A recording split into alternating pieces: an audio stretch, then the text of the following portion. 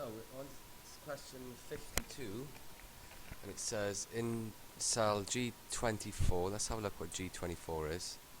G24 is here, so we're trying to calculate the pay. It says in cell G24, use a formula to calculate the pay for this employee. This will look up, we know it's a lookup wizard if it says lookup, the rate of pay from the pay rates table. Okay, so the rate of pay from the pay rates table, we know, what can we see here? We've got a pay code of A, and the pay code of A should be €7.50 an hour. Pay rate of B will be €8 an hour. So when we look at our VLOOKUP, it's always the same thing. There's a what to find, where to look, and what to return. So what we're trying to find is the pay code, the rate of pay for that pay code, because then it's going to be different for these employees. So we need to use this code, this column here. So the what to find is here. The where to find it is in this table here. Okay, so that's A5 to B8, and then the what to return is this thing here. We need to return this value. Okay, so let's give it a go. Then what we need to do actually is we need to calculate the pay. So then we times whatever that is by 10. Okay, so let's have a go. So equals V, double click on the VLOOKUP. So the bracket opens for us. So the what to find, I'm trying to find the pay rate for this, comma. Where to find it is there to there, A5 to B8. Okay, and what to return out of this table, I need to return column 2, because I need to return one of these values here on the B column. So I'm going to put in 2 there, and I'm going to close the bracket. Then I'm going to times it by that column there, times that column there. Now, if you can do the math, as they say, it should be €75, so that's what I'm looking for. If it goes wrong, it goes wrong. Oh, 75, brilliant. So I know what I can do is I now need to format it. So I got a choice. I suppose I could click on there, and I could format the whole damn lot by currency. Got to find the euro one again, which is always a fun experience. Sure, there's a quick way of doing this. Oh, Welsh pound. Euro. Do you know what? Euro. Okay. And 2 decimal places. Press OK. So that's €75.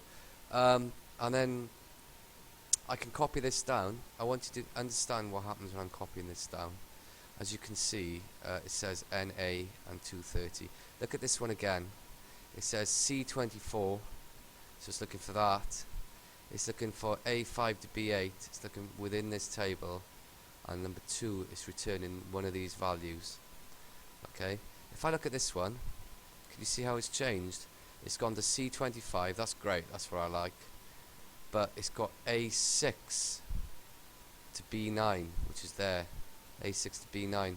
So not only has this gone down one value, or gone up from C24 to C25, but this has gone up from A5 to A6, and from B8 to B9.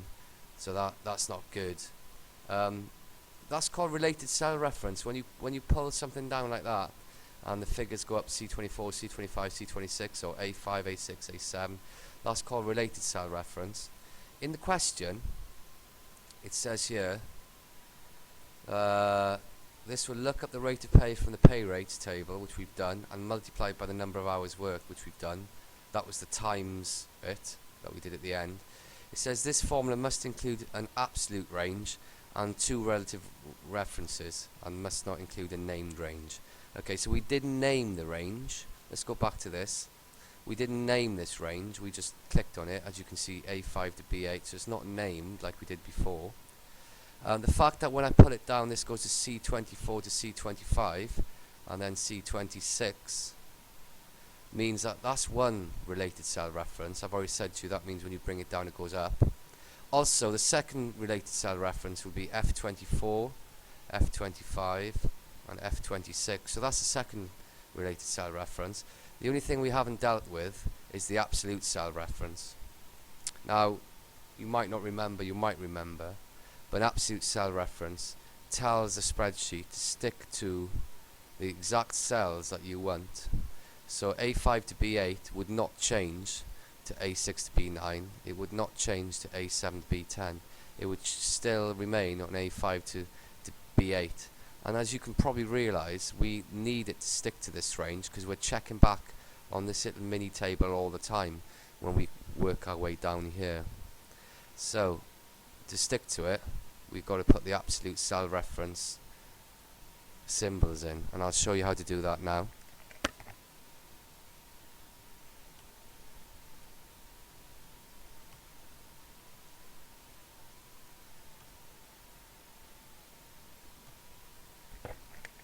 So absolute cell reference, a dollar sign before the A and before the 5, before the B and before the 8, or before the A and after the A, before the B and after the B. I don't care how you remember it, you just need to, and that's absolute cell reference. Absolute cell reference means now, hopefully, when I drag this down, it's going to be correct because it's going to relate straight back to this absolute, and I've told spreadsheet to go straight back to this mini table all the time. So now I can bring this down, and there are my figures. Okay, this isn't easy. This is something you're gonna have to practice. This is something you're gonna have to learn. You're gonna have to learn about absolute cell reference. When you learn about absolute and cell reference and related cell reference, things like this won't scare you because actually they're big words for something that means something really simple. Must not include a named range is something that actually, you know what, I don't have to deal with because I'm just not going to do it. Therefore, it's 4 words that I don't need to worry about.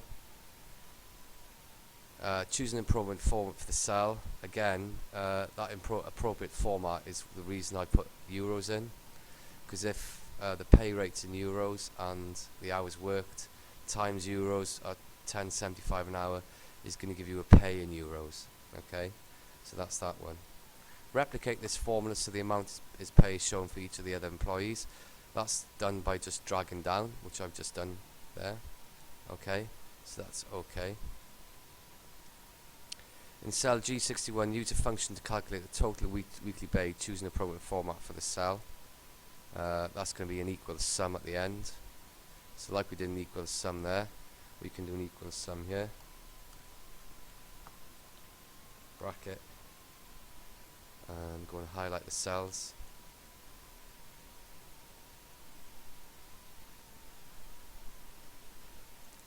And bracket. There you go. In cell, done that. Save the spreadsheet and print the formula and functions used in landscape orientation. Make sure that the contents of all cells are fully visible and that the printout is only 1 page wide. Okay, let's have a look at this. So that's not fully visible, so I need to sort that one out. That is fully visible, that's fully visible. These are fully visible here. So there's a couple of things I need to do, and it says need to go to landscape, so page layout and landscape, and that's where it ends. That's great. So this is my printout, so I know it's going to be 1 page wide. Can you notice it says make sure the contents of the cells are fully visible and the printout is only 1 page wide. We got caught on that before. 1 page wide is this way, nothing about 1 page down. Okay, if the fully contents fit on 1 page, then they need to fit on 1 page. 1 page wide means it fits within the landscape bit. If it's going to come onto 2 pages there, that's absolutely fine. It hasn't specified. What you've got to make sure is that everything fits. If this didn't fit, there's other things we can do, isn't there? So for example, if we needed to make this slightly smaller, then what we could do to this one is possibly move this down slightly, and then we could wrap the text on this one. Right click, format, alignment, and wrap text. Okay, so these things, remember, when it comes onto 2 lines, yeah, you can do that for every single one. Format, wrap text, okay, and that way, if we wanted to, if you were forced, if it was an issue, we could do something like that, so that we'd have more room. In this example, there's not much of an issue, so you wouldn't have to do it, but that's just there in case you need to. Have we done everything? Fully visible in the parameters on one page. Right, we need to print the formulas on functions. So this is the functions. This is going to be interesting. So if we file and print this, that's great. We can print that as it is. We also need to then print the formulas. So we need to show formula view. Now I know how to do it, he says. If I press Control on the keyboard and the button underneath Escape, that's going to show the formulas. Can you see that? So you can flick between that. There is a way of doing it up here somewhere where it says show formulas. I'd love to be able to show you that now. It's under show formulas somewhere. Struggling.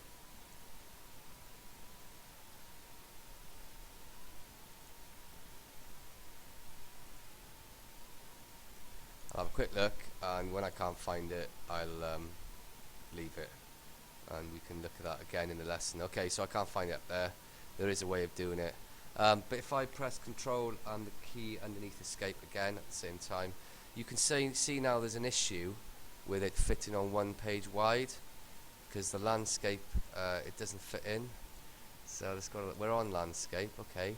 So what we need to do is, let's have a look at what we can do here.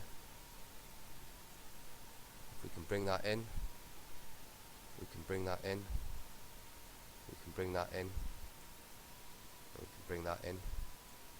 This is where you can the line text and wrapping text really comes into its own. So when you're happy that it's on 1 page wide, you can then print it. Okay. It says hide rows 3 to 21. Okay, save the spreadsheet and print the formula and functions using landscape orientation. We've done that. Most of the console says that we've done that. Hide rows 3 to 21. It's quite straightforward. Row 3 is at the top, and row 21 is here. So if we highlight them, we can right click and hide, and that'll take them away. And then what's it say? Print the spreadsheet showing the values, making sure the contents of all required cells are fully visible and the printout fits on a single page wide. Same thing again. Okay, hide row 61, we know how to do that. We've just leave rows 3 to 21 hidden, that's fine. Extract only the employees with the word snowboard in their job description who worked for 25 hours or more. Okay, so let's have a look at doing that one. So what I need to do to this is, actually I've already done it, so let's take that off a minute. The first thing I need to do is take this off so I can just see the job descriptions, because what it's asking for is to sorry, down a bit. Okay, extract only the employees with the word snowboard in their job description who worked for 25 hours or more. Okay, so I need to see the word snowboard. So when I go from that view to that view, what you might find is that you need to then re-stretch this bit so you can see everything. Okay, because when you move it down, obviously you can't see absolutely everything. So let's make sure it's all in there. Okay, great. And this bit here. Okay. So what we're talking about is extracting data, just the data you want to see. It's called filtering. So you can do that really simply on a spreadsheet. So under the home, if you go to home, if we highlight the column headings, we can go to data and then filter. You get these little filter things come up here. So under, instead of select all, you want snowboard in the title. Snowboard instructor, trainee ski, trainee snowboard instructor, so that one as well. Okay, so that's okay.